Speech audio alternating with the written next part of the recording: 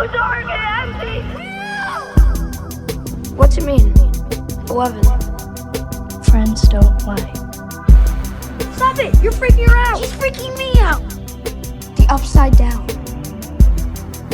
Do you understand what he's talking about? No. I found a chocolate bunny! Oh God, please tell me it's not the kid. I need you to hide! Mornings are for coffee and contemplation. Holy shit. Welcome back. My name is Chris. I'm Andy. I'm Steve. And this is Streaming Things.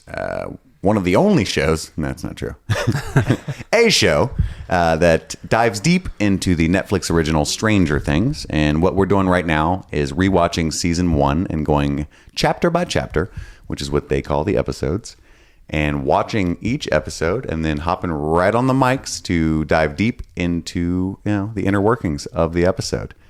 To talk about our favorite moments, try to discover as many of the many Easter eggs as we can, and interpret what's going on as best we can. It's been about a year since any of us have seen the show, except Andy, I think, recently. Yeah, I watched it like a month ago. Yeah, it's his third rewatch, so we need somebody a little more engaged. He's our professional. Yeah, he's an expert on all things Stranger Things. We are mere amateurs, Steve and I. Mm-hmm. So anywho, diving right into it, I hope you're enjoying the show. I hope you, more importantly, have subscribed. And I guess it's not more important. Hopefully they're enjoying it, and then they will subscribe, right? And then just take a moment to rate and review it if you have the time. It's not that difficult on the new Apple Podcast app. The iOS 11 update made it really simple. I don't know if you've noticed or looked at your podcast app. I haven't updated yet. Dude, it's nice. You just scroll right down now to do the reviews instead of before. It was kind of weird. Like, as far as I know, go into the tab. You had to research something you were already subscribed to find the reviews for it. It was very inefficient. So, way to go, Steve Jobs, from beyond the grave, making the world a better place. Still, so this is Chapter 5, "The Flea and the Acrobat," which Netflix describes thusly: Hopper breaks into the lab while Nancy and Jonathan confront the force that took Will. The boys ask Mr. Clark how to travel to another dimension. And I should say that was written by Alison Tatlock. I was an asshole for not mentioning the writers on the previous episodes. I will do some homework and get back on you. Because I think there's only a handful, like 3 or 4 writers, some of which are the Duffer Brothers, correct? Or at least they directed a lot of them. Yeah. I know they wrote all of them. I know they at least wrote the first one. Mm-hmm. Do you guys know the origin of the Duffer Brothers? No, I assume that there was a kind woman named Miss Duffer. Mr. Duffer. Nicely done, Steve. That is true. The origin of their filmmaking career, rather. I'm unfamiliar. Are you familiar, Andrew? Nope. I'll educate you from my research. Drop some knowledge on me. So the Duffer Brothers, I forgot. No, they did something. I think it was like a little short film. That didn't do anything. Maybe even a cheap feature, but it got the attention of one M. Night Shyamalan. What a twist! Didn't expect that, did you guys? What a twist! And he recruited their help on the show Wayward Pines, which is didn't do that well either, but it probably got them the necessary contacts and experience to be able to handle a show like Stranger Things. So we all owe a big thanks to Mr. M. Night Shyamalan. So thank you, Shami. He's been brought up a lot in this podcast, more so than I would have thought going into this endeavor. He's been mentioned in at least 3 episodes. Has he really? Yeah. I don't recall the other mentions. He's so sneaky. There was this one. There was when I mentioned my fear of the movie Signs. That's right. And then there was I forget the first one. The first one was a while ago. But yeah, there's 3 times. Wow. What is that? The 7 Kevin Bacon thing? 7 degrees of Kevin Bacon? Yeah, 7 degrees of separation. Yeah, so it's 7 degrees of M. Night Shyamalan is what we're dealing with here. Anywho. Play that game more often. So, about the Flea and the Acrobat. So it starts off, Hopper hops in, is what I wrote down. He's right off the bat, he's breaking into the laboratory. He's really punchy right now. He's just hitting everybody, dude. That? He's a man on a mission. Like, the second time they did it, I was like, this is very... very Tarantino to just do it again to subvert expectation. Almost by fulfilling expectation, they've subverted it. Like, oh, he's going to do the punch move again, and it got me. And then the third time, now it's in South Park level.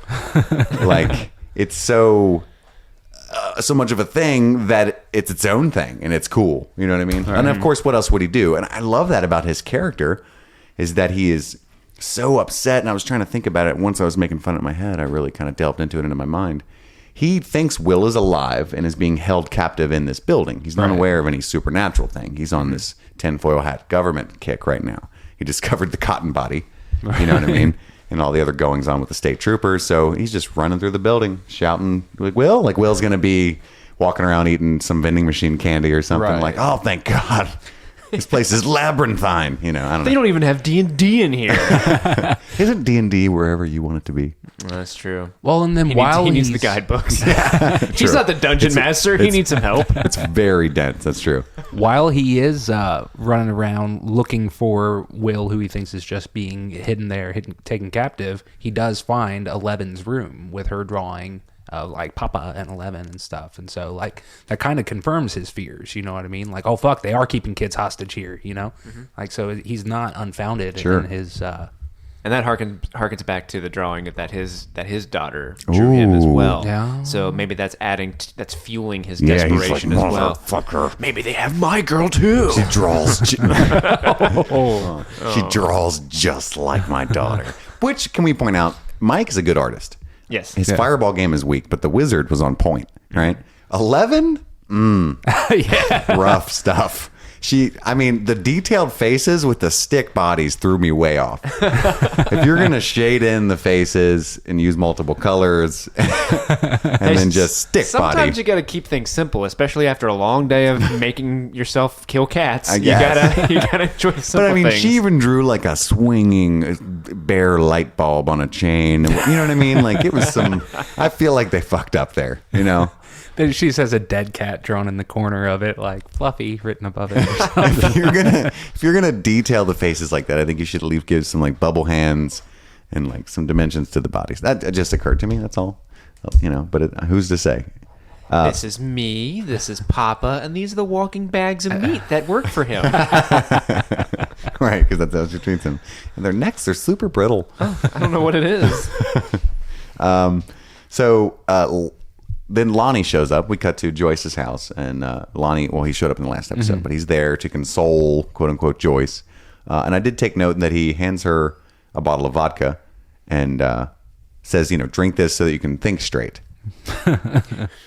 Yeah. Which is very alcoholic mentality. You can tell that that's how he copes and deals with things, and he's not being funny or trying to sedate her. That's just how he copes with life. Sure. That we can pick that up from how we saw his introduction earlier. So. And then he tries to convince Joyce that she's insane, which, you know, from his point of view is probably pretty obvious. You know, you have to admit, I mean, he's coming in, he's a super douchebag, class A asshole, but there's the hole in the wall, and he's like, why is there a hole in the wall? It's Christmas lights everywhere. It's fall/winter. And he says, or she says, well, I thought Will was in there trying to reach me, and I wanted to get him out, you know? Right. And he... To his knowledge, the boy's body was just discovered. Right. So he's very, you know, understandably thinking she is off her fucking rocker. Utterly. And this scene it gives a nice little window into what their past relationship could have been. Because this is the first time they've been together where there is some kind of warmth between them. Yeah. Where you can kind of feel that history. And also maybe that's how Joyce did deal with her problems back in the day. She was like, well, she took it down pretty easy for sure. Give me that Jack. Dude, did you see the drink she poured herself at the end of that scene? Oh, yeah. Like, it was a large quadruple shot. And even Lonnie, in his alcoholism, kind of gave it a sideways glance. Like, what have I done? So he brings up her Aunt Darlene. So we find out that she has a history of mental illness, I guess. Yeah. I thought that was interesting too. Just a little side note, like, remember what happened with your Aunt Darlene? That's it. You know, there's no. Which is really a low manipulative blow. Yeah. But also more of his point of view of just like probably Is he gaslighting Joyce? There's that, but I think he just legitimately, probably part of the reason they split up is he always kind of thought she's crazy like Aunt Darlene, you know, because he's that kind of asshole. So then we get cut back to Hopper, just stalking through the place.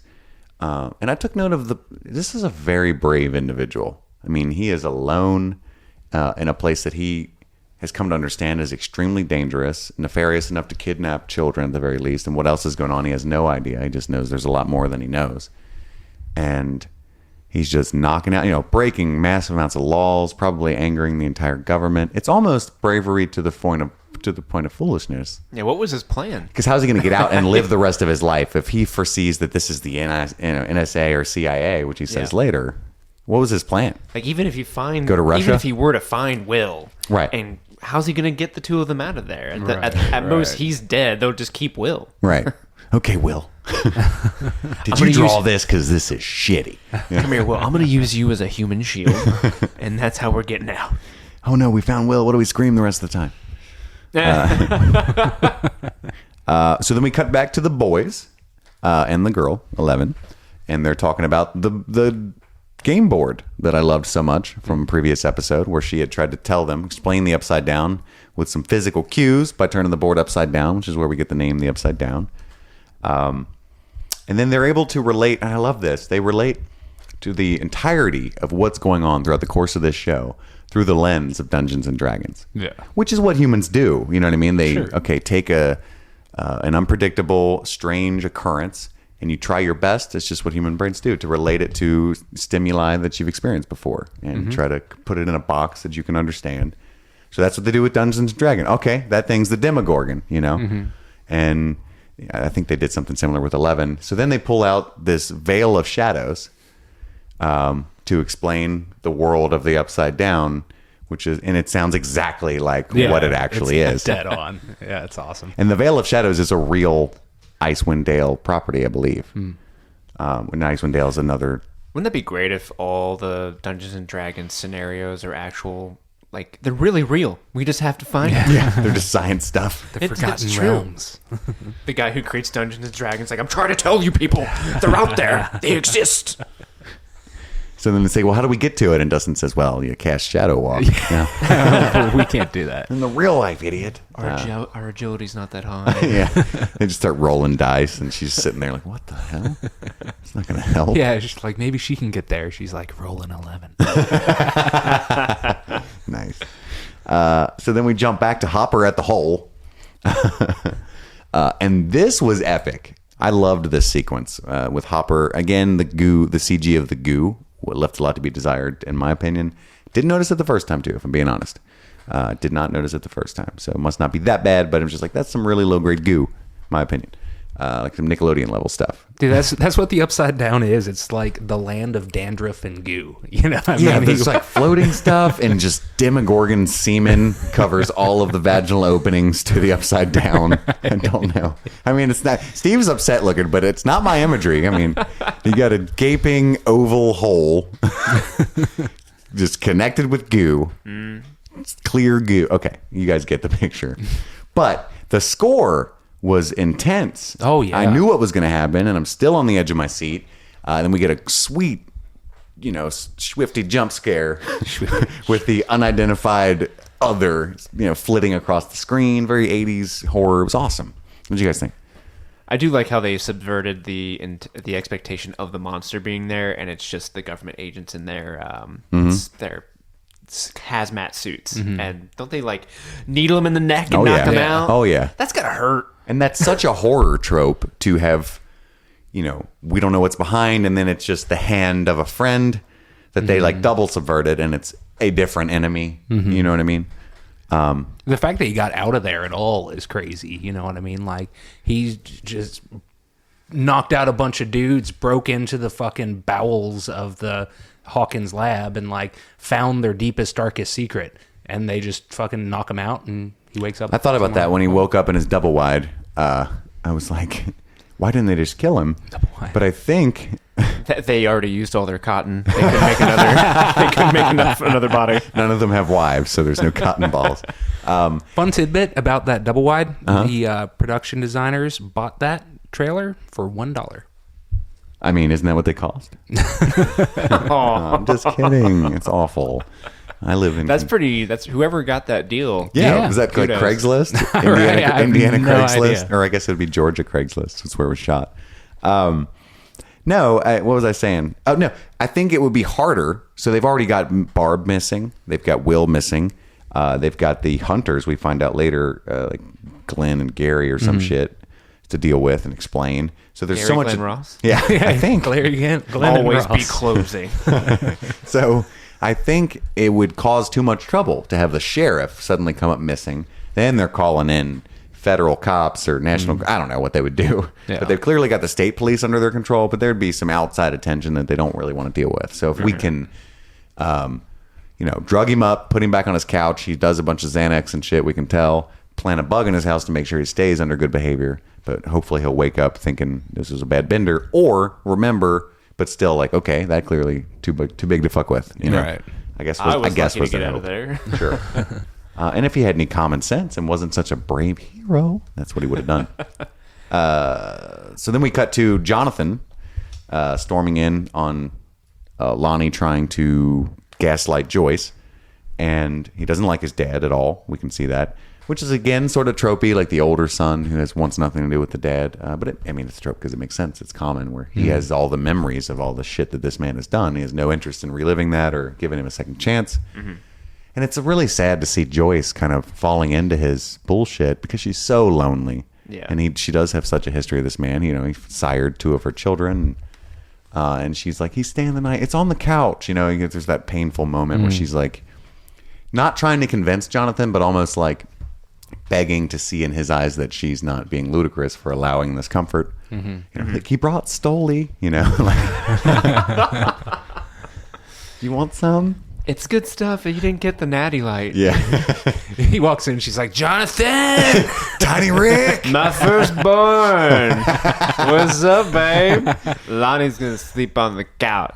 So am I. I might come out and hear. If you hear noises at night, Jonathan, it's just the TV. If you hear any knocking, it's just me with the axe. You know what I'm saying? It might be the Demogorgon. Oh. It's so sad. Anywho, so then we cut to prepping for the fake funeral, which is an awesome sequence because you see Nancy, Lucas, Dustin, and Mike, I think, all getting dressed for a funeral, none of which think is real or for any purpose. Because I think even Nancy at this point, Nancy's doubting herself, I think, at that point. yes, she's not as clear. Like the boys are straight smirking, like Will's not dead. You know what I mean? But she's like, what the fuck is this even for? Because Barb, there's other things going on. So she's definitely got a lot on her mind. So it's interesting to see the adults like these kids are handling it really well. Yeah. I love the song that plays during the scene. What was it, Steve? I don't know. I can't pronounce the name of it. It's a New Order song. Though. Oh, okay. Well, see, you gave It's half awesome. Steve points. I love it. It was It's very like good. Elagius. I don't know how to pronounce it. It's weird spelling, but it's a New Order song. It's great, and it's this haunting synth noise that just kind of keeps repeating, and you get the hard guitar bow noise. Oh, yeah. It almost sounds like a sci-fi techno western song, like you're about to go at high noon, and that's the song that plays before the space cowboys duke it out at high noon. Stu, shut up. That's a great idea for a movie. Don't take our ideas. High-tech Western synth version. Instead of banana wanna wow, it's like I don't know. It's the Westworld I soundtrack. can't do a version. Okay, there you go. Damn it, Westworld already beat us to it. And probably Simpsons. So then we got it cuts to the dog, who it seems like has always known where Will is, Right. which is probably an 80s thing too, or at least a trope of films where like the animal is hip to things otherworldly. I mean, that's just a stereotype of like at least cats for sure. I know that they think that about cats. So he crawls into the fort and just looks forlorn because that's Will's in upside down fort most of the time, right? So I just thought that was neat. It's like the dog's like, I've been fucking telling you. I never made that connection. So are you saying that Will's in the fort at the same time the dog's there? I the think dog so. knows. Oh, okay. That makes sense. I never made that connection. That's interesting. That's what I think. What do you think, Andy? Yeah, probably. We do see him at some point in the upside down, like singing to himself, and I think he's sitting in the fort at the time. It's good stuff. Follow the dog, and Joyce never listened. So Was the dog tied up in that first episode that we discussed before? Like, I think he was on a leash, or maybe not. Did they just let the dog out? Like, Will's dead. We don't care about this dog anymore. Well, I mean, that's kind of. I mean, it'd be really hard to remember to feed the dog for sure if it was me and I lost my son. You know, That's true. but I'm not a dog guy, so I don't dislike them in like a serial killer way. I'm just not really animal lovey. I don't. So I love the shot that we had during the funeral. The preacher's just preaching away with one of his sermons, and she's really disdainful. Like, gives this classic Winona disgusted scoff toward the preacher's direction because she doesn't think her son is dead. So this is all very annoying. And in my experience, I've been to a lot of funerals, and for me, the preacher comes off like encroaching upon grief a bit and less helpful. That's just for me.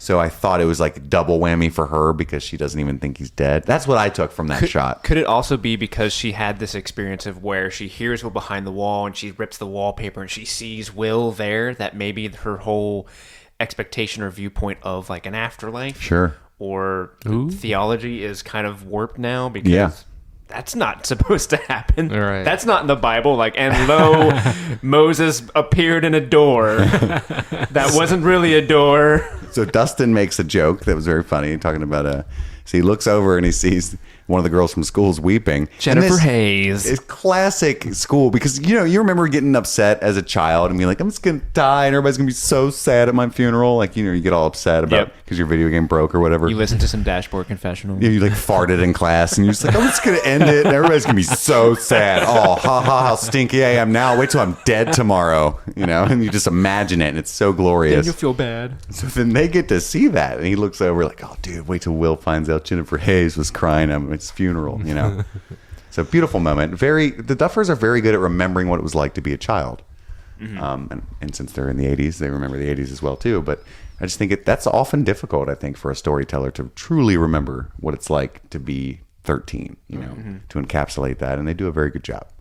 So then we cut back to more bullshit Lonnie, and it's kind of interweaving. So I think this episode, more than any other, has a lot of the individual plot threads cut into segments. Yeah, so lot of threading. It's kind of harder to do the straight recap that I normally do because it kind of keeps coming back and finishing. So I'm going to save the culmination of the Lonnie thread for a little bit later.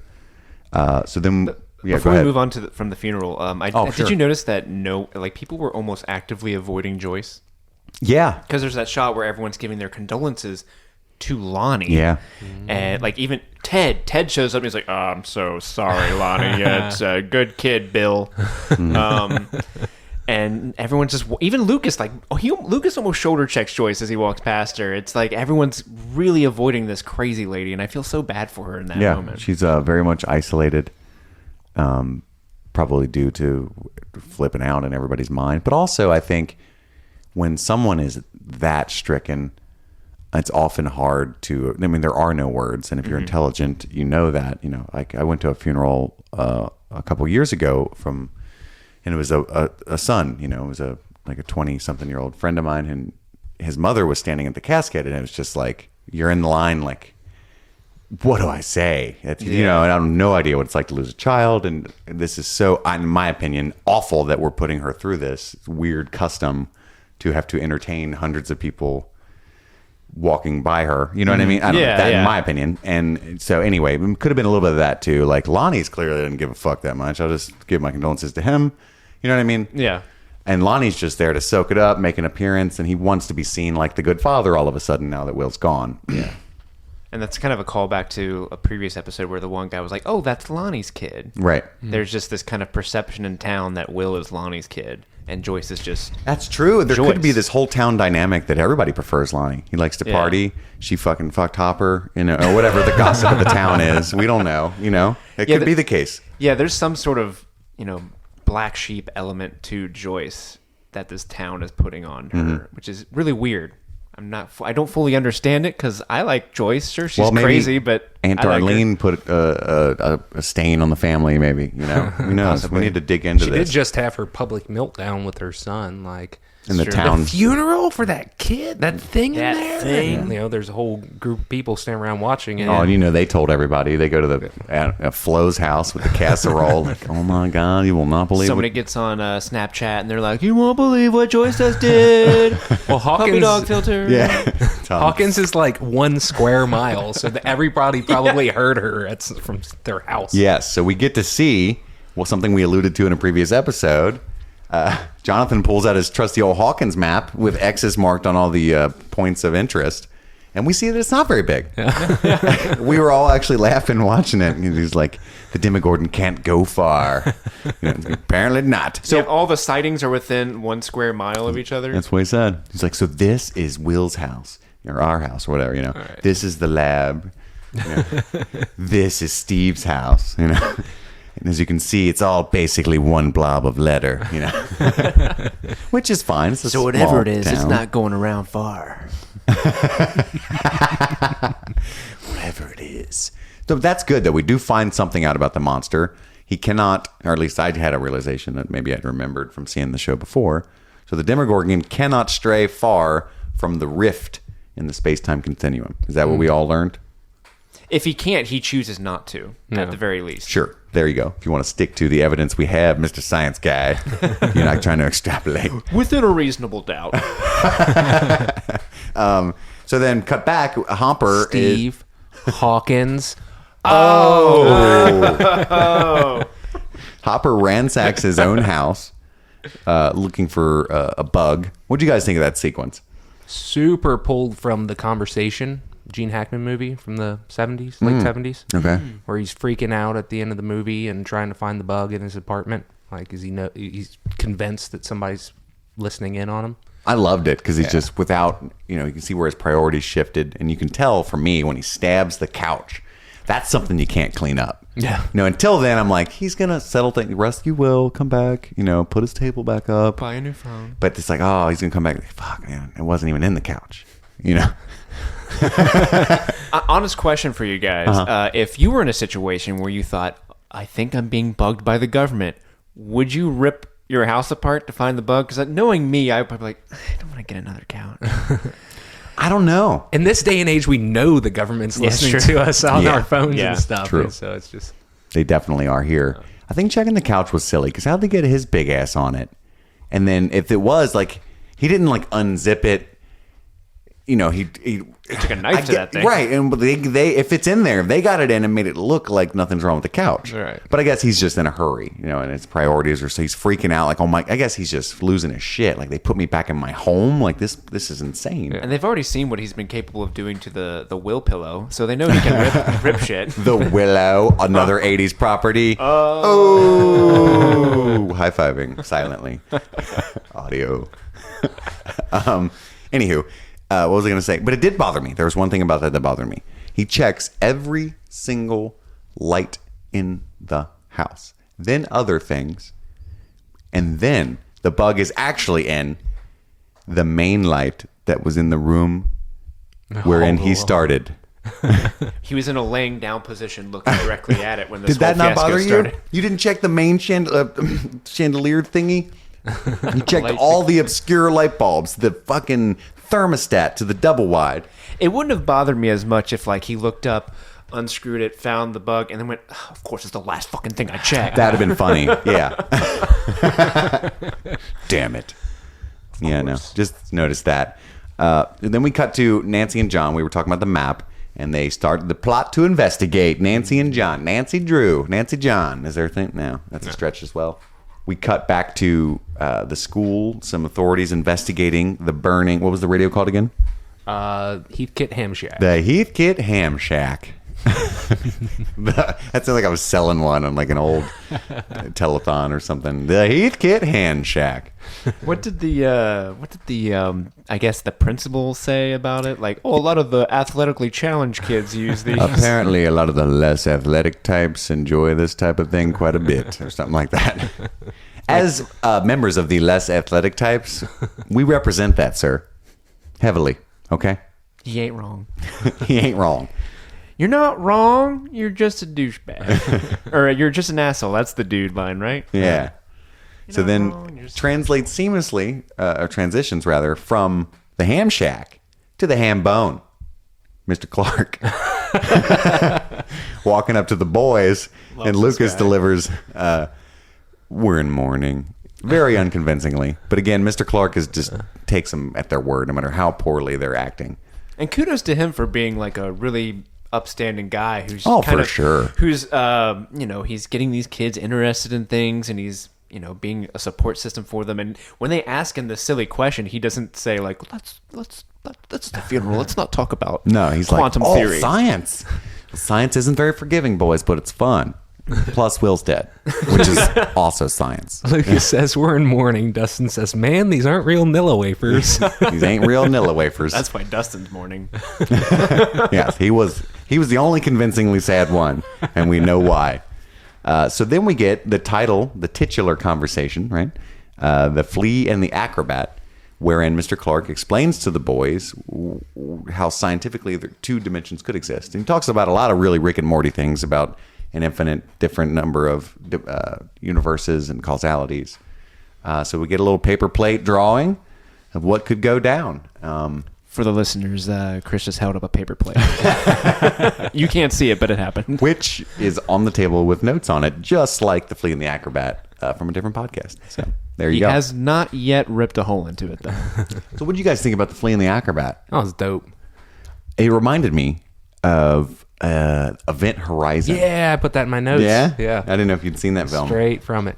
Well, Is they that used the a one piece with of paper. Sam Neill? Yes, and Lawrence Fishburne. And that's where they like open a portal to hell on the spaceship? Yeah, Okay, but yeah. he does the paper thing with the pen straight through it. And I wonder, is that an Eggo? Is it in your Eggos? Yeah, that was in my Egos. Sorry. Before we got to this scene and we saw the title, I thought it was an allusion to Jurassic Park. Yeah, the Flea and the Acrobat. What? I heard you mumble that, but what does that mean? Richard Attenborough's character is saying like, "Oh, I used to have a flea circus," and "Oh, mommy, can you see these fleas?" And all, like, that's what came to mind. Obviously, I'm not right at all, but hey, I wrote it down like, "Oh yeah, that's the first Eggo of the night, boys." 100%. It's gonna be a good night. This is just as good as Jefferson Airplane. So then we find out Dale and Henry are missing. Yeah, and the sociopath duo shows up to talk to old sheriff. And they are just horrible cops, horrible people. I mean, am I wrong? No. Yeah. I mean, I know that we're seeing them through Hopper's lens, but it's just, I just hate every bit of their bodies. Yeah, they both drop a couple Dale of... and Henry are missing too. Thought you should know. They're probably dead. I killed Henry. Don't know where Dale is. You know? These guys have no detective bone in their body nor any empathy at all, because the one dude's like, "Hey, the Stadies found Barbara's car. Looks like she did run away. Case closed. Dumb Good bitch. thing they're doing her job for us. Isn't that cool, Hop?" Yeah. That was a little on the nose, I thought. It was. And Hop's like, yeah, real cool. I should have fired you guys. And then the other dude, they get in the car, and the one comments that Hop's acting weird. Is like, "I think he's been hanging out with that Joyce Byers too much. He's been drinking them crazy pills." Drinking the pills, Stu? Really? That's what you do with pills, right? Crazy pills are liquid, actually. He's correct. So then we cut... Liquid caps? We cut... Gel caps? We cut back to Lonnie, who... Liquid gel caps? Lonnie does not know how to fix a fucking hole. And I don't know if that's characterization or if the Duffer Brothers don't know either. Like, it is just cartoon Elmer Fudding that hole. Because there's the hole, and he puts a 2x4 over it and starts hammering the 2x4 I'm going this into so the drywall. rabbit can't get in, you know? Joyce says, like, "What are you doing?" He says, "You want to freeze this winter?" It's like, "I'm still going to." Yeah. You're not insulating it. That's, what is this, 1838? I mean, I'm not a tool guy. I can't repair things with my hands, but I'm watching this, and I had to turn to Andy and go, "That's not really how you fix holes, right?" I don't think that's right. What he should have done is if he's going to do a really quick fix, nail the boards on the outside, fill the hole with insulation, and then fix the drywall on the inside. And then you'd have had like a temp fix. But then you'd have to stage that whole scene outside. I mean, it could just work for characterization. Like, Lonnie is in a role for which he is not suited. He's not a father. He's not a fixer-upper around the house guy. He's not someone that helps you when you're mourning or even slightly good to talk to. He's playing a part. Only good to get fucked up with. And if you're interested in doing anything else, he's useless. I just wonder if that was really why they did it that way. I mean, that makes sense because, as you mentioned, it could just allude to the fact that he is playing the part, that he's not really caring, that, as we'll talk about in a little bit, he's using them, and this is just a con, and it's just him. It's showing the cracks in his acting. Really, he's like, I don't want to freeze to death for the few days that it takes me to get this scheme off. But we get out of that sequence a wonderful edit. They're editors of I don't know if they were lauded at all, but whoever edited this show, I think, has done just hardy work. Just not wearing a cape, but still a hero because it's so good. So we get the nail hammering in, which cuts directly to Mike showing 11, the same little dimension that Mr. Clark showed him. What's it called? Diorama. And so it cuts, it's a match cut into a pencil going through a piece of paper, which is much more Event Horizon-y because it's paper now. I just really love that cut. That's just something I noticed. This comes to something very important. You can see on 11's face that she knows that she's caused this rift in the space-time continuum and doesn't want to lose her friends. Right. And she's terrified at what she sees as inevitable as they keep discovering more and more evidence, and she's just starting to panic. And even though it's not really her fault, it technically is, has to do with her, and they don't know that. It's kind of like a Jonathan Byers situation, because he was at work, very much not his fault, but it definitely had something to do with it. Anyway, I just thought that was very heartbreaking, and she's so good. She's seen the boys overreact to things, that just the smallest thing she does. So she's probably concerned, like, what happens when they find out that I did this? Just got him patched up, and fucking Lucas never liked me. He's gonna jump all over this, So then we find out we had seen a flyer, and like I said, all this is intercut, so it's a little difficult for me to talk about. So Joyce pulls out a flyer. I think it's a flyer for like a class action lawsuit against the company who had dug the quarry. And that's why Lonnie makes that offhand comment about, it's kind of fucked up. They didn't build a fence around the quarry. So she puts it together that the only reason he's there is to use Will's death as a cash grab to try to cash in on this lawsuit. And I guess that he's thinking ahead for the trial that, they could make a claim that he wasn't even around. So why does he deserve reparations for a son that he doesn't even take care of? Yada, yada, yada. So, and then we see the fury of Joyce Byers. Such a good scene, dude. Yeah. Such a good scene. She's like, I will leave these lights up until the day I die. I think there's a chance he's still out there. And we already know what Mega Mom can do. Donald has seen just a little bit of the fire, the matchstick, and Lonnie's getting the full. She got some shoves. He got some shoves. Yeah. She was giving him. She was giving the business. She threw that nice bag right in his chest. Yeah. So Joyce Byers ain't taking shit no. today. She got those camels, and she's ready to rock. Somewhere out there, I'd like to imagine Donald just got really scared and he's not sure why. He just looked up into the sky and said, I feel awful. And I noticed that Lonnie looks like a shitty Edward Norton. Shitty Edward Norton. You guys notice that? Well, this might play into a later scene, but I still think that the actor they cast for Lonnie looks dead on like an older Steve. He does. And probably acted just like Steve when he was in high school too.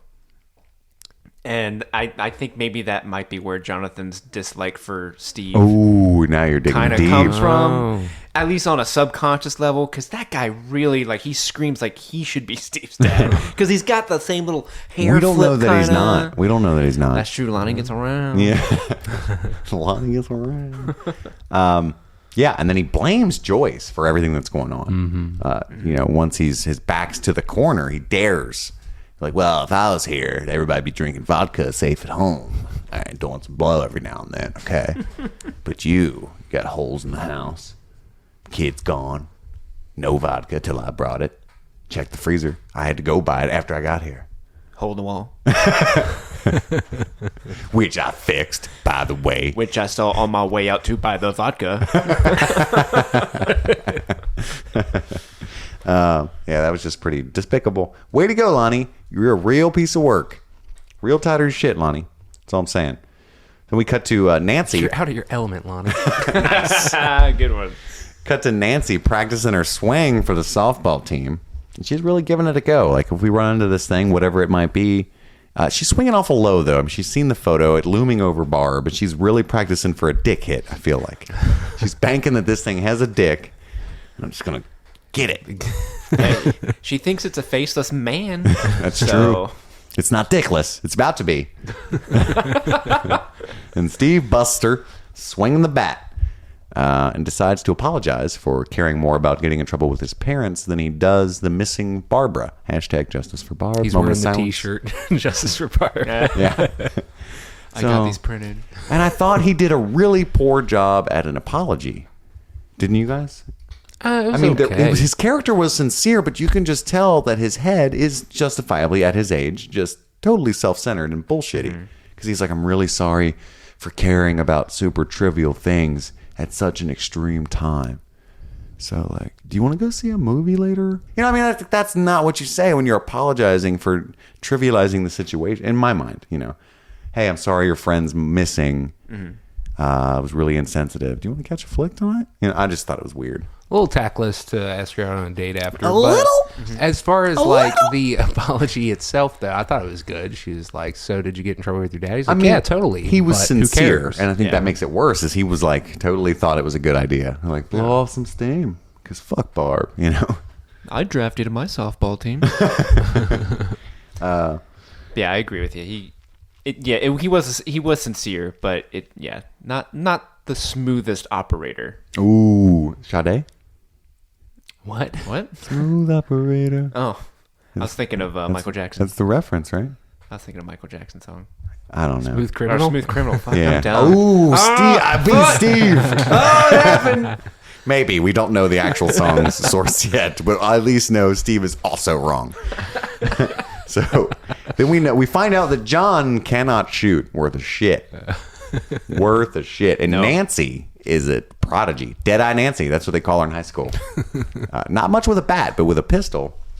So I think it's funny they switch weapons. It's like, you really suck with a bat. Like, leave you with that gun, Mr. Fancy Rabbit guy. Trade you. So we find out that Jonathan killed a rabbit as a child. And it really cut seamlessly from the Lonnie incident to backstory about Lonnie's parenting, which I thought was interesting because he doesn't talk about his dad with anybody else a whole lot. Mm-hmm. And then all of a sudden, right after that scene, we get him telling her about how Lonnie forced Jonathan to kill a rabbit. He thought it'd make me like more of a man. And we're just, Lonnie, and I almost don't like how much of a piece of shit Lonnie is. Mm-hmm. Right? So I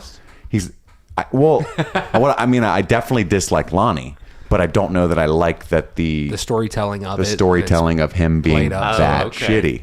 Because he's alcoholic. He doesn't care at all about his dead child. Mm-hmm. You're kidding me? He's just completely full of shit. And then he's also like this weird, torturous, you know what I mean? Like redneck, sociopath. I don't know. It would be much more interesting if he was like a down on his luck piece of shit who just can't seem to do right. You know what I mean? The killing the rabbit thing, though, I think is something that's pretty common.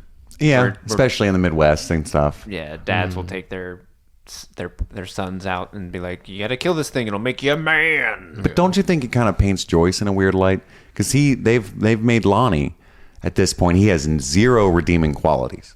And so Joyce, who's a character we like, was married to him. She's had children with him. Well, I think it plays into what Jonathan tells Nancy later on when they have that argument, how he thinks Nancy's just rebelling, but she's doing the same thing. She's being with this jock guy because she's rebelling, but she's going to end up, depressing. I feel like a lot of that comes from how he views his parents. Sure. And there is that line, Joyce too. probably did that as well. He says, I'm sure that they were in love once and things were good. I just never saw any of that. Yeah. And and maybe that does have good characterization that Joyce has grown a lot into a hardworking single mother who is a good person. And she used to be maybe a party animal and was like, enjoyed a guy like Lonnie. Yeah. Joyce clearly has grown up. She has as that an line. individual. She says, She has that line. She says, brother, I have not needed you for a long time, or something like that. It was the awesome, like, kind of on the nose, I have grown beyond you. Sure. Get it, Joyce. Sorry, man. I didn't mean Get to him. interrupt you. Oh no, you're fine. No, I was Unforgivable. just saying that she's clearly grown up as a human being, whereas Lonnie hasn't. He's Yeah. still Dating a younger woman. He's dating a younger woman. He's still tooling around with the car in the back. Like, look at my Thunderbird. Like, dude, that's not cool anymore. Still trying to scam on his dead kids. Same old hustle. He's like, hey, you want to go out? Barb's missing. Because he's Steve. I swear to God, he's Steve in like 30 years. Yeah, that's poor Steve. Well, I don't know, though. Steve's got some more. We'll talk about that That's later. true. Steve's okay. So, Deadeye Nancy. Hopper. So, when we cut back to Hopper, I don't think he is drunk. He might be. Did anyone see him drink? I think he lied to No, her. I think he's just... He calls his ex-wife, and that is so fucking sad because we see that she has moved on. She's married to Bill now. She has another child. Hopper has been destroyed by the incident of his daughter getting cancer, I guess. And, you know, he just clearly, you know, by the way Hopper, I can't do this shit. Are you drunk? That he used to fucking drunk dial her constantly. And it's just so uncomfortable and sad, but we get to see sort of a redemption moment from him too. In that, when she calls back, we can presume it was her. I think. I don't assume.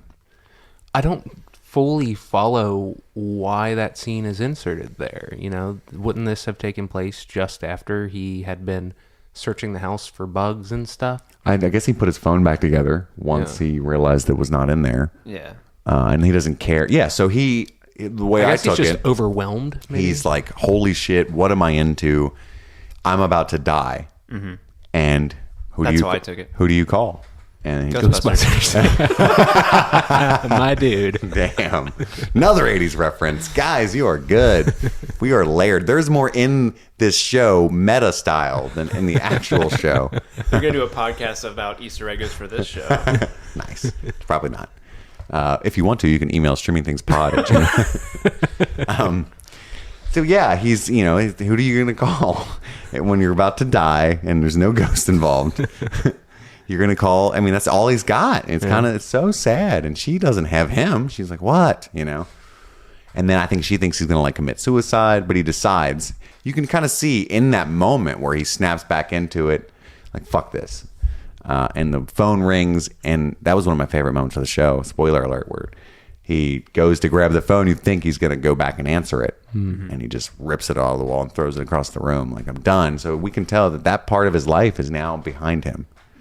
So then Nancy defends Steve in an argument against John. And the argument kind of came out of nowhere. I didn't really like it a whole lot. I did like the end of it, but I didn't like how it started. It seemed very trite and not in line with what they were dealing with. I mean, they're on this mission hunting who knows what. They've drawn maps. There's X's. They've got a gun, which is very serious, you know? Yeah. And then it's like, so why'd you take that picture? It's because your boobs were in it. But also, I thought it showed you being somebody that you were trying to be but weren't. And in that moment, there was some vulnerability where I could see the real you. And It was a terrible description. Yeah. Like, what did I say in that picture? It's like, what is the lamest Art Yeah. 101 description I can come up with right now? Go. Yeah. It's fucking awful. I just read Kafka and I decided And she calls him out on it too. She's like, that is such bullshit. Like, that's a bad it would have answer. been better if she said you're completely full of shit. Right. But it was like more like she took him seriously and was like, that's bullshit. I'm not that way. I don't know. What did you think, Steve? I agree with you. It does start off bad, but where it ends up, I really, really like where it ends up.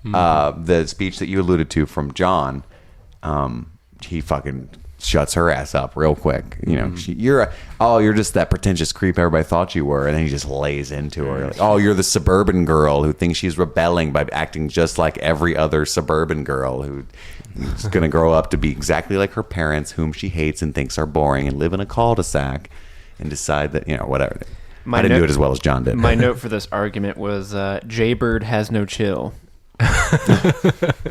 Jaybird has no chill. Came strong at her. Yeah. And she didn't get, I thought she was going to walk off in a huff. I had forgotten. I guess she kind of does. And she was just like, damn, burnt me. So then we cut to Lucas, just going full Lucas, freaking the fuck out on 11. So I skipped this where the boys figure out in a stroke of genius from Dustin, sorry, there's no Justin, from Dustin, that the compasses are not working because of the explanation that they got from Mr. Clark. He put it all together. Old Dustin over there by himself eating the knockoff Nilla wafers decided, hey, why do you have a compass in his pocket? Like, how did this start? They don't explain that. We just decided, hey, that's not north. I always check my compass when I'm in the basement while they're talking over there. And this... Well, he said that the conversation got him thinking about it. So he purposely went to check his compass to see if the magnetism was still correct. And then he's I guess because Dustin so rarely gets the one up and gets to be that guy that he's really savoring it. But I thought he was very disdainful towards his fellow, Losers Club kids. He was insulted that they didn't understand. Oh, you guys don't know magnets. how compasses work? Oh, where's the batteries at, you dumb bitch? Oh, there ain't some?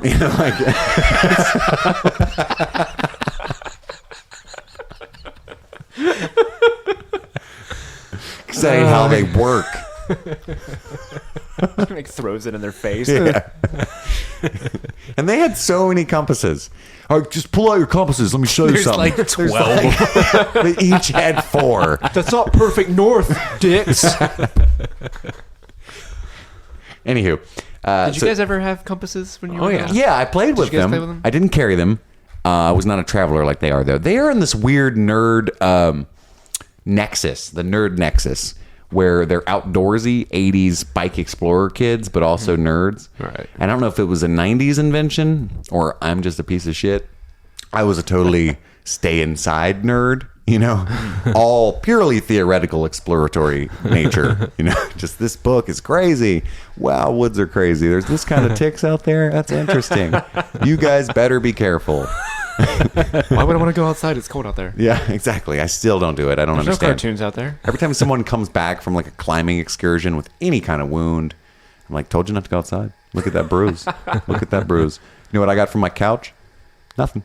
Feel great. Bed sores. So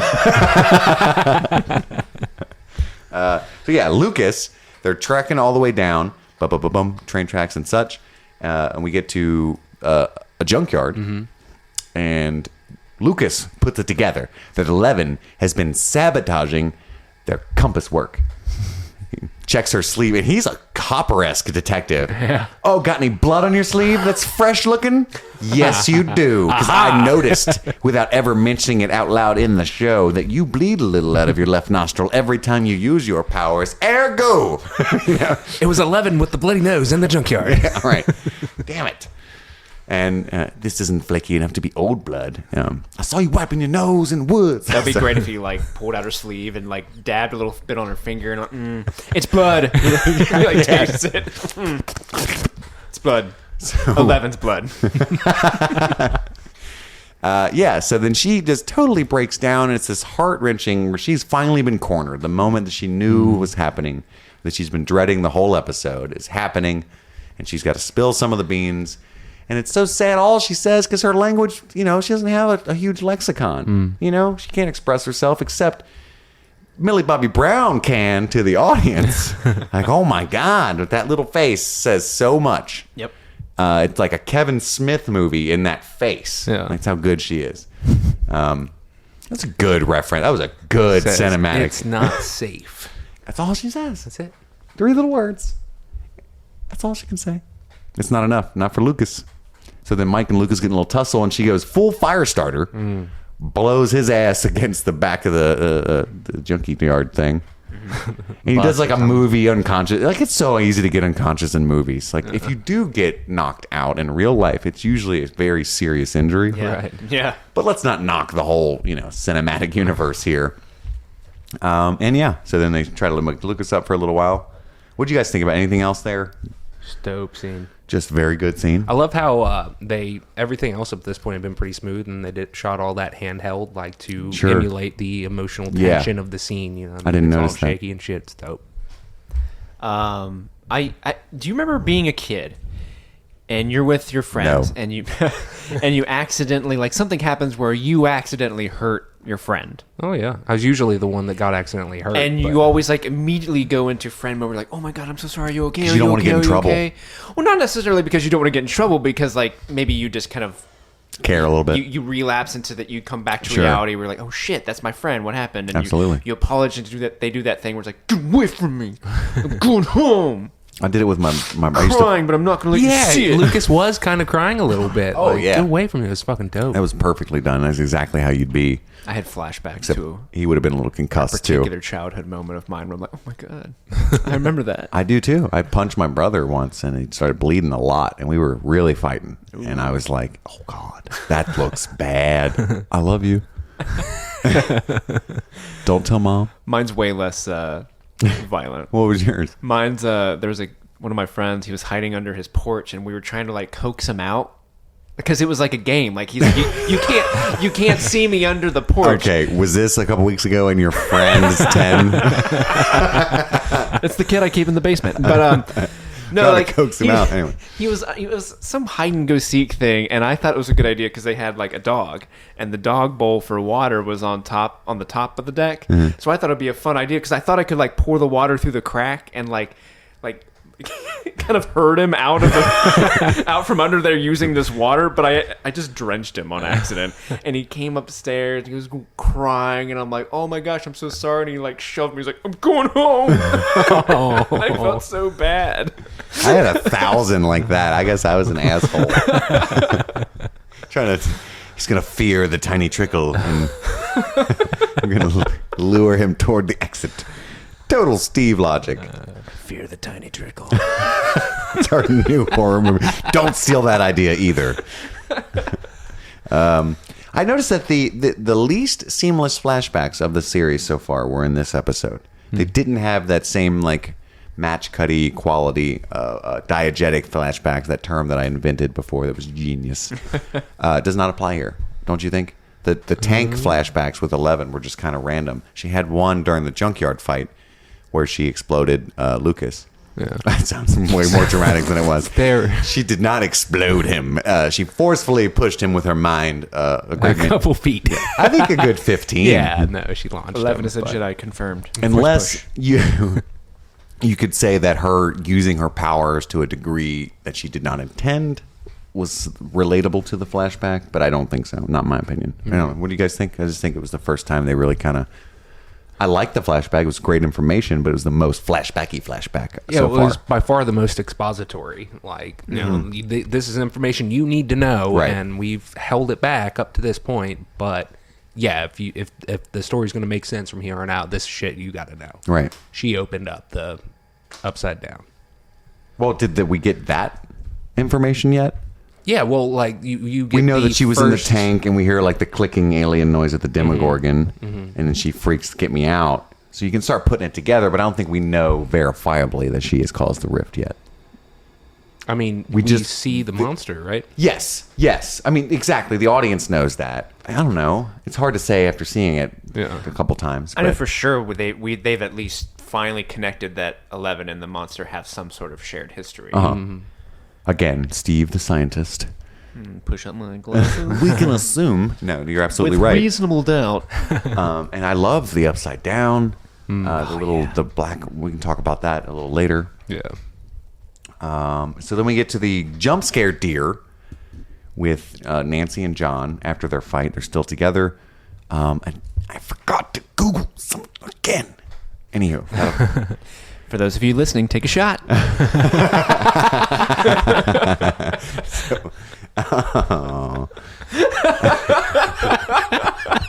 So I really was trying not to laugh with John pointing the gun at the deer because I was like, he's going to miss.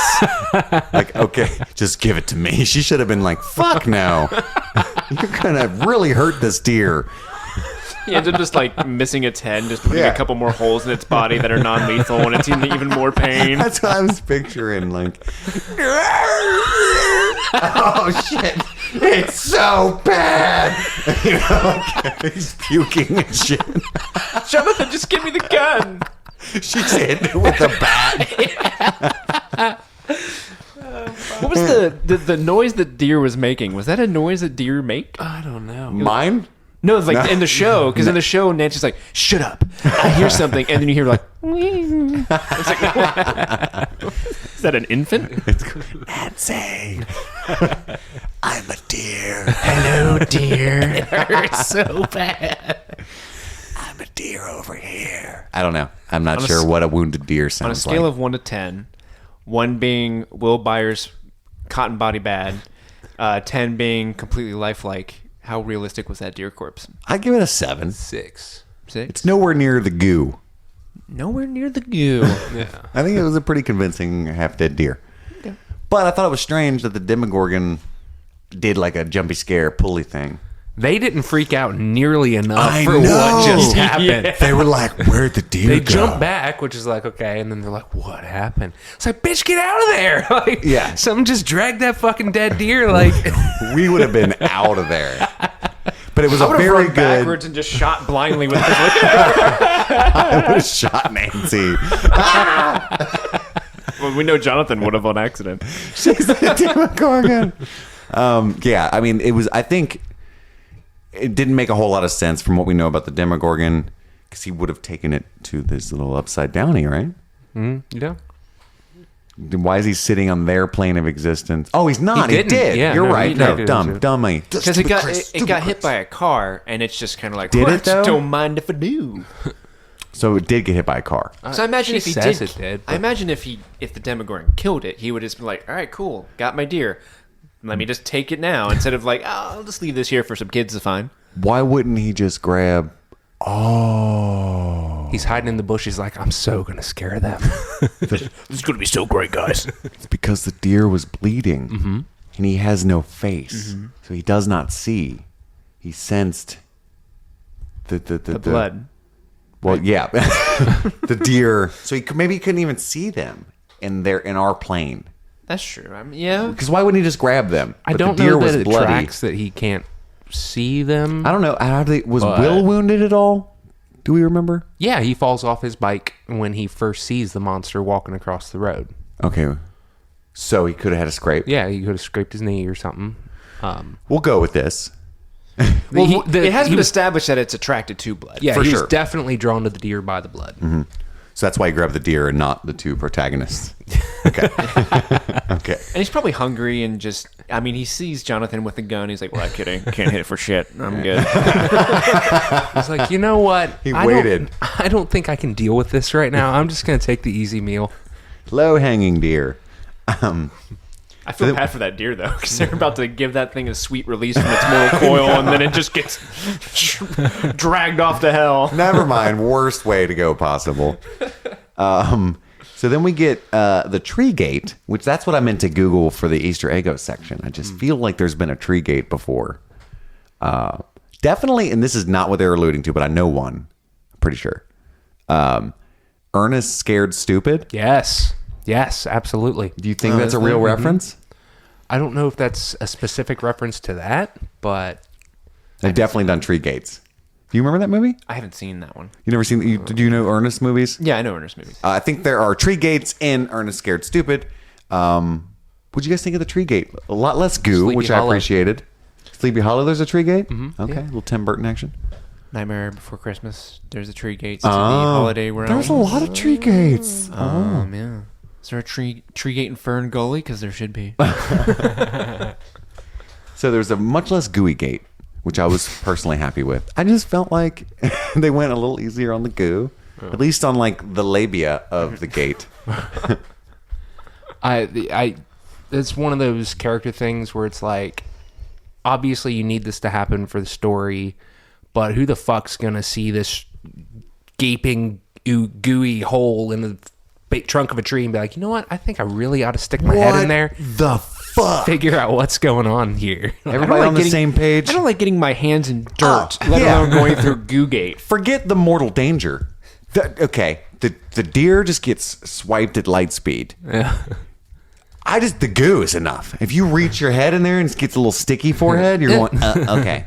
Like, Barb is not that fucking cool. Right. High school friends are not that close. Dude, justice for Barb. I'm going to get it. It's going to dive right in here.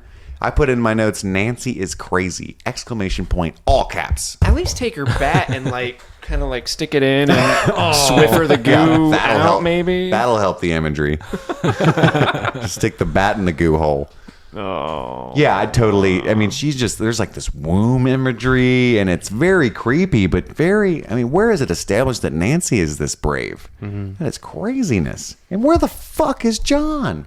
I know she calls for him, and She calls nothing. him, slowly crawls into this, and he's just like, He probably saw another neighbor in a deep moment of. He was looking at his map. He got lost. He's like, okay, if we are here, Then this Steve's house should be 5 feet over there.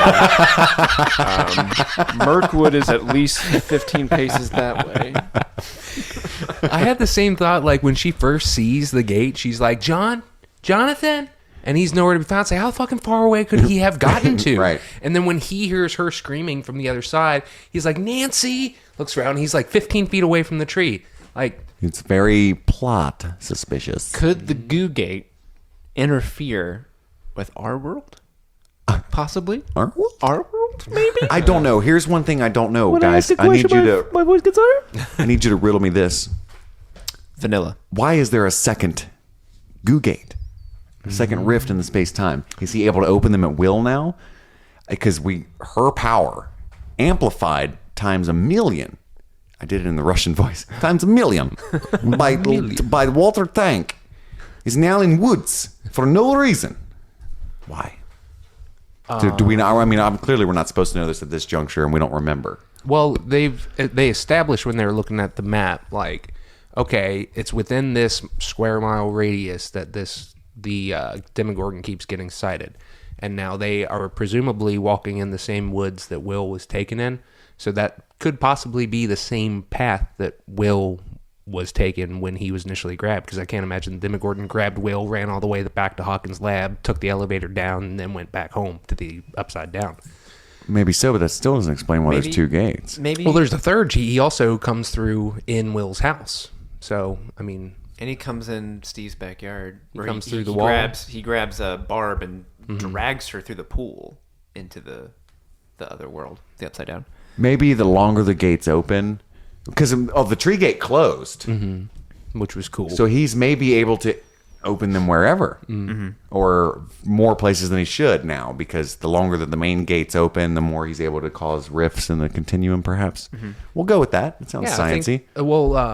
Mr. Clark, when he's talking about how the wormhole could affect our world, he said it could potentially swallow us up entirely. I think that this is like an infection that's spreading from Hawkins' lab. Like, that's the central point. And now, like, the Demogorgon's growing in its ability to manipulate the regular world. Sure. That makes sense. And it does look like an infection, like especially in Hawkins' lab, the rift. It does look like an infection. It's taking over the world, and it's very much a gonorrhea type of gate, the Jade Gate. Anywho, Goo Gate. Okay. Anything else recap wise? We're getting way over. It was a deep episode. Yeah. Before we move on to chocolate puddings. Okay. Dope episode. We call this segment chocolate pudding. Andy, why do we call it that? Because we found it. Yes. Because it's our favorite moments of the show. Okay. And so chocolate pudding's the best. Okay. How many chocolate puddings do we come up with? Like 11 of them. No, I'm kidding. We do a top 3, our favorite 3 moments of the episode. So let's start over with Stu. Stu, what's your number 3 chocolate pudding of this episode? My number 3 chocolate pudding is actually the combination of 2 scenes. Cheater. But it's like the same thing. It's Jonathan and Nancy in the woods. The first scene with them discussing their parents while Jonathan's trying to shoot a can, and their eventual fallout when they argue about basically the same thing about their parents and their background. I really like that scene because, a lot, like, I really connected with Jonathan in that scene where he's just kind of like, my parent, they loved each other at one point, but I wasn't around for that. Just the frustration of that moment for him, of his dad being back. And then, of course, Nancy also opens up that her parents are also, she can't stand them because they don't love each other either. And I think that's the first on-screen kind of confirmation of something we've all kind of thought about. Right. Ted and Karen. Is that Nancy's mom's name? Is it Karen? Yes. But yeah, that Ted just got a cushy job and he was older and he went for the younger girl and mom just wanted a cul-de-sac at the end of the street. But it says a lot about those characters, and it really does a lot to quickly put them together and make them sort of a duo, even though they're arguing by the end of it. Right. Okay. Dig it. Andy, what about you? My number 3 would be the titular Flea and Acrobat scene where Mr. Clark is explaining to the boys how portals to an alternate dimension could work. I especially love that when the boys are trying to describe the question they're asking, so like another world, and Dawson says, yeah, like the Veil of Shadows. You know what the Veil of Shadows is? And Mr. Clark's like, of course, it's an alternate dimension that reflects our own. You can only get there by casting Shadow Walk or whatever he says. Yeah, he starts quoting the book, basically. Yeah, he's like, yeah, fuck yeah, I play D&D, bro. You know, and it was just, I love the whole Event Horizon throwback with the way that he described it. And I don't know, it's just, it's like the point of no return for the kids. Like they have confirmation of the status of things, you know, and they know what needs to be done. And yeah, just good stuff. Right on. My number 3 was pretty much the same as Andy's. Mr. Clark D&D is what I had there. Just seeing the generations of nerds span time, much like the pencil through that plate. It was pretty good, right? That was pretty good. Road Less Traveled or something. Just that was a cool moment where they were like, like the Veil of Shadows, and totally. Yeah, okay. A realm of what do you say, like necropolitus? Or whatever that word for dead things is. Right. Necrotic beings exist. Was that necromorphs from Dead Space that you guys were talking about? Yeah, just like that, nerds. Steve, what was your number 2 chocolate pudding? Oh, my number 2 is 11 in the Upside Down. When we actually finally see... I love the way they introduce it. So she's in the... what do you call that? The sensory deprivation chamber. Mm-hmm. And the cinematic bars slowly start moving in, like, towards her eye line. And then all of a sudden she's in this, like, all-black room, but you can tell there's water. And they have it split where you see 11 and then a reflection in the water. Mm-hmm. And she finds that Russian guy... because I assume the original intent was to use her to spy on Russians because, it's such a good way to tell the story of like with no words. You just pick all that up. Yeah, it's set in 83, so Cold War is still going on. Yeah. It's brilliant. Yeah. But that is actually my number 2 also. That whole series. And because of the brilliance of the Cold War illusion without any verbal confirmation that we're going to use your abilities to spy on the Russians, we're going to win this war, and we're going to use 11 to do it. And I just love the visual. The squishing of the aspect ratio is brilliant. And the sound, there's a fun tidbit there. When you first hear the monster, when she is... walking around, so I'm going to spoil one of my own egos early on. When she's walking through and listening to the Russian guy, and you hear the monster screech or whatever, and the Russian guy disappears, it cuts to Dr. Brenner, and he's standing there. He says, "What was that?" There's a clock on the wall behind them, and the time on the clock is 1:33 and 40 seconds. 1, 3, 3, 4 added together is 11. I was doing really slow. I was doing really slow math. That checks out. Nice. Did you find that on your own? Yep. I was just sitting there. I keep seeing clocks. I'm like, surely they're going to do this at some point. Yep, there it is. There it is. Really? It wasn't on an 11 though. That'd have been. No, it was one of those clocks that like. Oh, it was a digital clock that also had the seconds, and I guess they did that for that reason, so they could have it be 11. Oh, there are different numbers they could do to make that happen. But, I want to know if there's some sort of transcript that translates what the Russian guy was saying. Or if they were all in the room, nobody wanted to mention that they don't speak Russian, so they're all pretending. It's the 3 guys. Matthew Modine and his assistants, and one guy's like, so does anyone know what he's saying? We're getting some good stuff here. Yeah, everybody's drawing stick figures and shit, like 11 in the room. We're going to win the fuck out of this war. Matthew Modine finally like, does anyone speak Russian? Damn it! Why have I been abusing this child? The cat spoke Russian. Damn it! I do like how they kind of built up to that moment too, because before that we've seen flashbacks of 11, like where he's like, "What does the man down the hall in the other room? What's he saying?" And she plays it in the PA, and then that scene opens up with him, and I assume in her room, and she's like, "Where to, Papa?" And he's like, "Farther than we've ever gone before. Where you're going, you don't need roads." And yeah, I just love how like you kind of you're learning what her purpose is, why they're doing this to her. Right on. Is this my number 2? Mm-hmm. Yeah. My number 2 chocolate pudding is the very end. Just the epitome of a binge end where you cannot help but to watch the next episode. So we have Nancy disappearing, which I don't even think we mentioned in the recap. We just implied. They all watch the show right before they listen to this. What?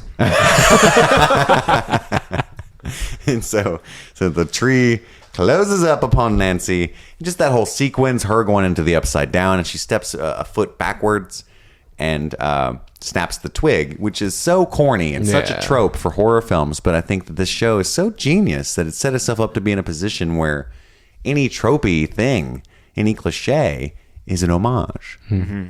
And so they subvert all of that criticism. And just, it's so genius, so deft. And I just really enjoy it. And then the soundtrack is what made it for me. I think, Steve, you identified it as always, except for the other earlier incident. But that was the Echo and the Bunnyman song, right? Echo and the Bunnyman? Yeah, Bunnymen. Hey, that's the band? That's the band. And you know this band. You're like, that's Echo and the Bunnymen. Yes. I've never heard of that band. One of my favorite songs is The Killing Moon, which wasn't the song playing, but it's by Echo and the Bunnymen. Okay. I'm going to Google them later. If you ever Check saw them my out. movie Blue Moon, the last song is The Echo and the Bunnymen, Killing Moon. Nice.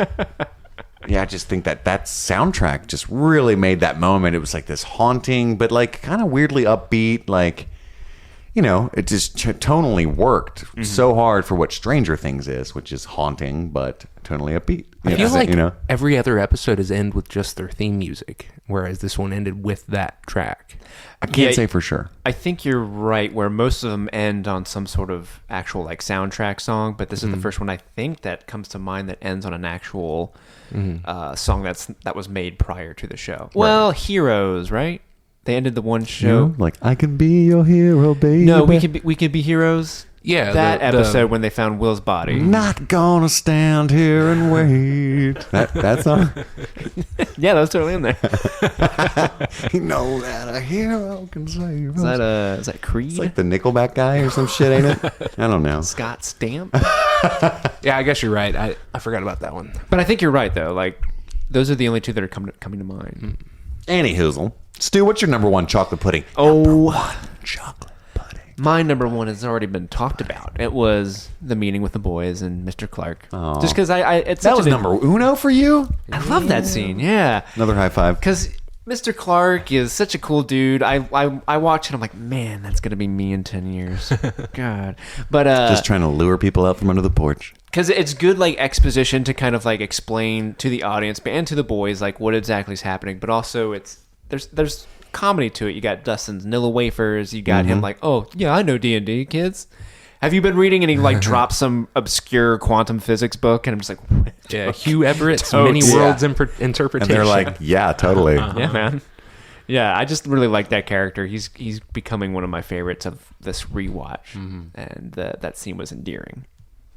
All right, Andy, your number 1 chocolate pudding. My number 1 chocolate pudding takes place very early on in the episode. It's a little bit cheating because it's intercutting between 2 scenes, but it's when Hopper first breaks into Hawkins' lab, fights his way down into the bowels, and he enters the land of dandruff and infection.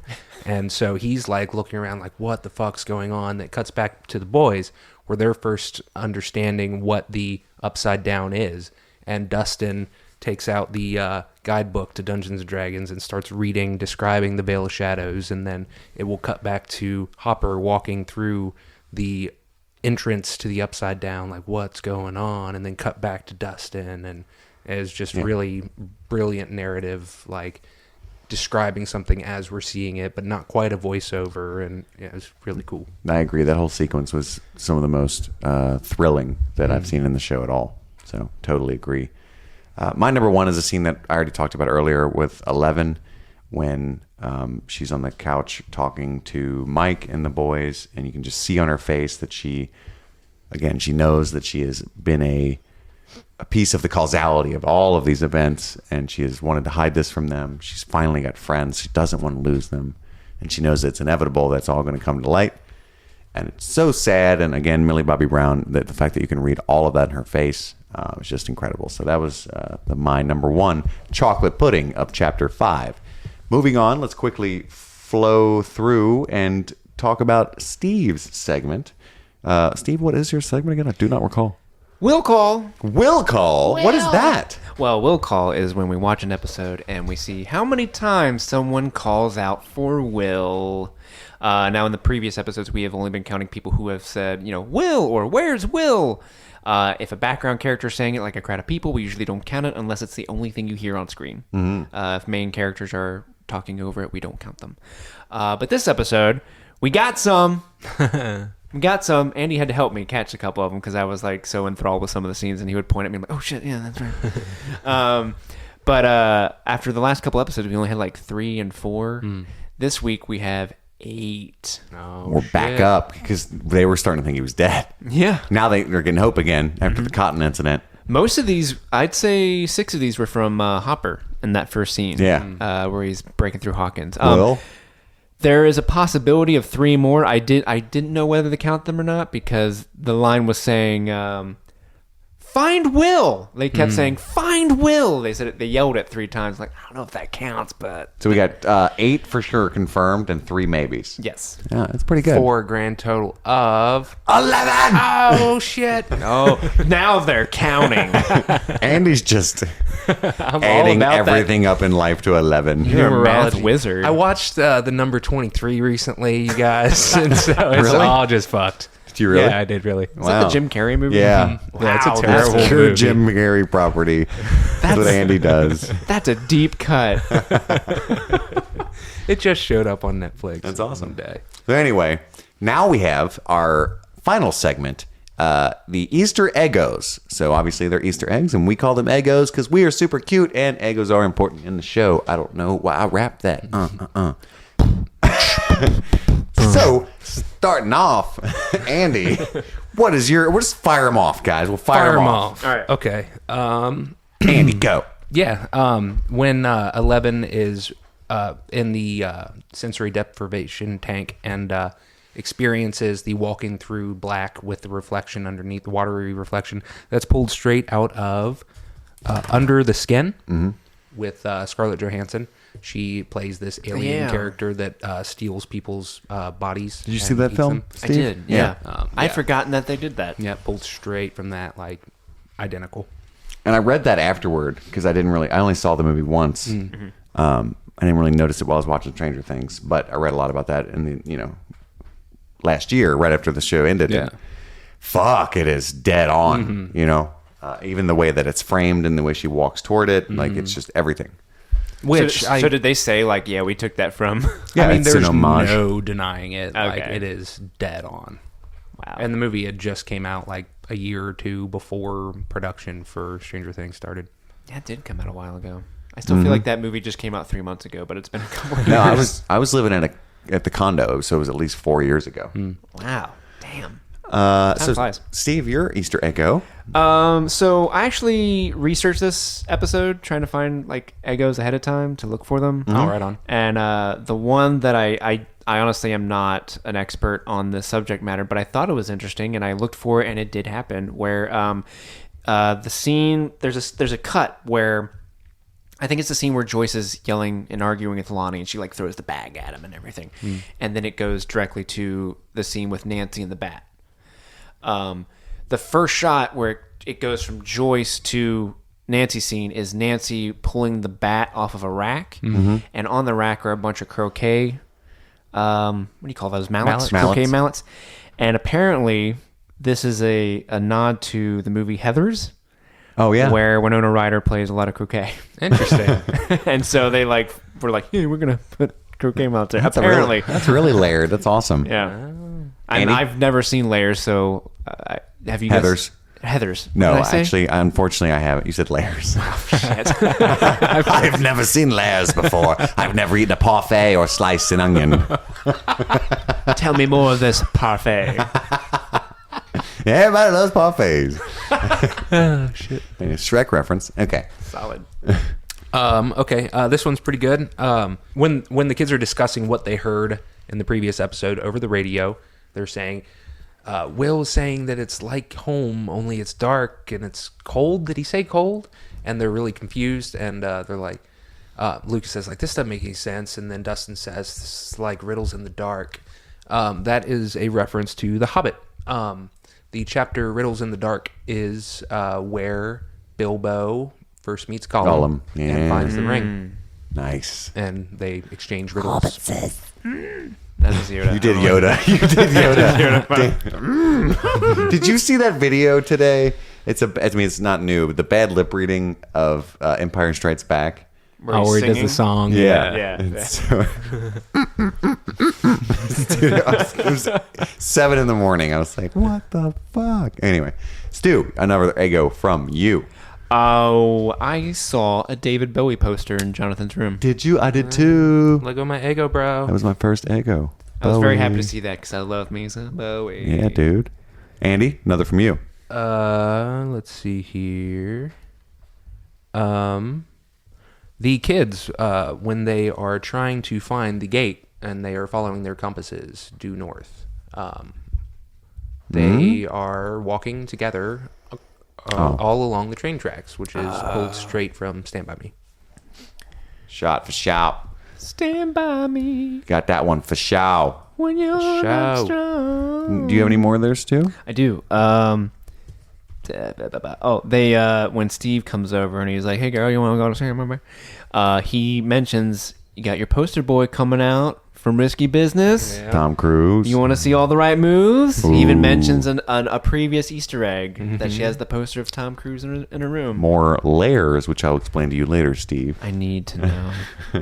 Andy, more from you.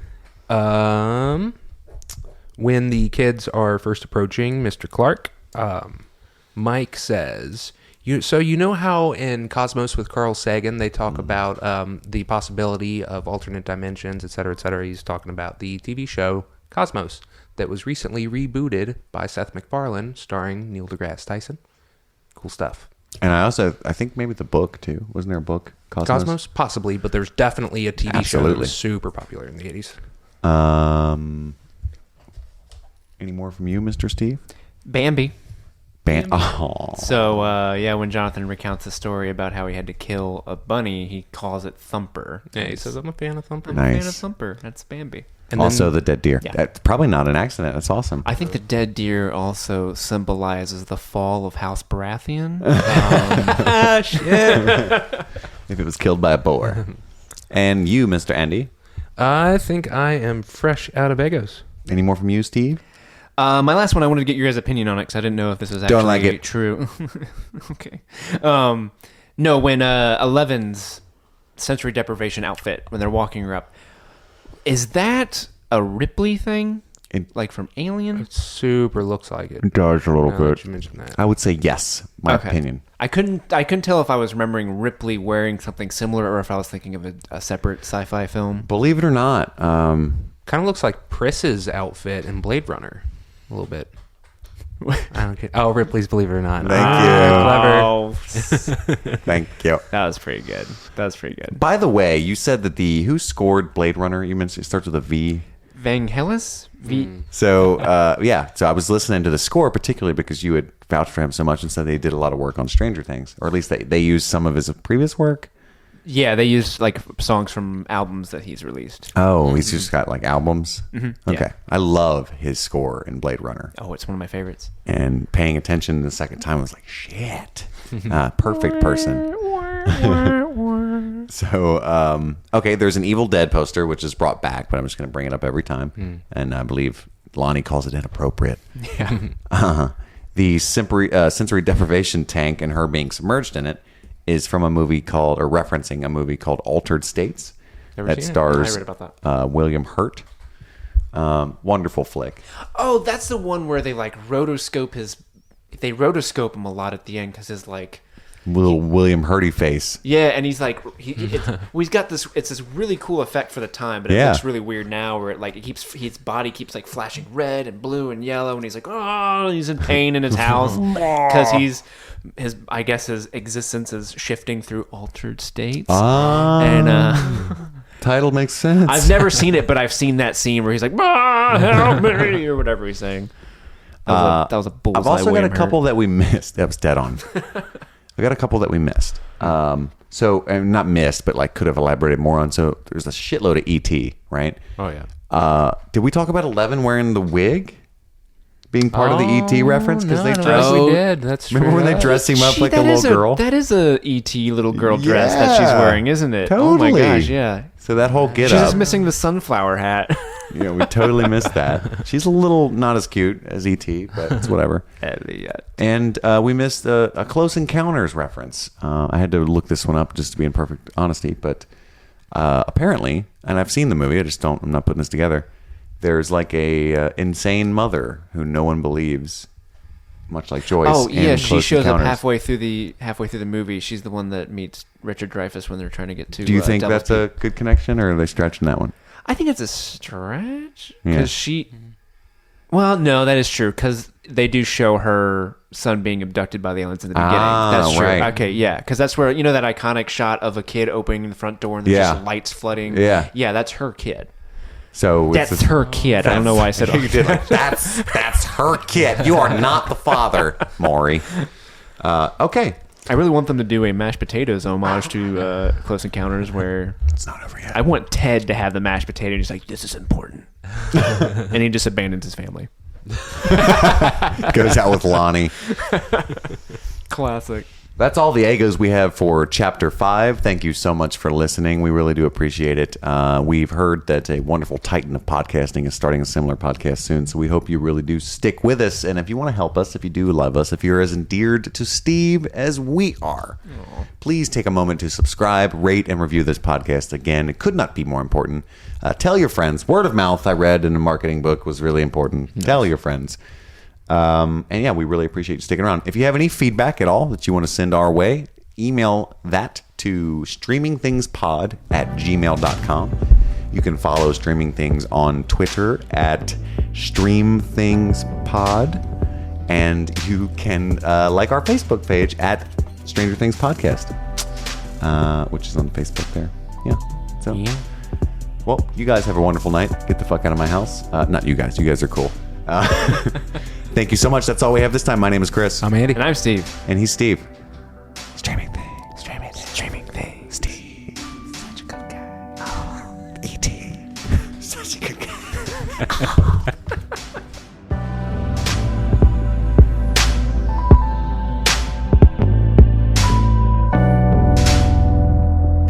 Peter wasn't at that gate, you know what I'm saying? Are you on the list? William Byers? Nope, you're not. Put a needle in his neck. Send him home. Bug him. We don't want to tell him about it. Okay, this joke's going on. We're done. I love how Peter slowly became like, bug him. Mugsley, get the cuffs. He's a New York gangster of heaven. You ain't getting to heaven, see? Wee, Jonathan, that was a sick burn, dog. Ooh-wee. It's really good. It's really good. It's really good. It's really good. It's really good. It's really good. It's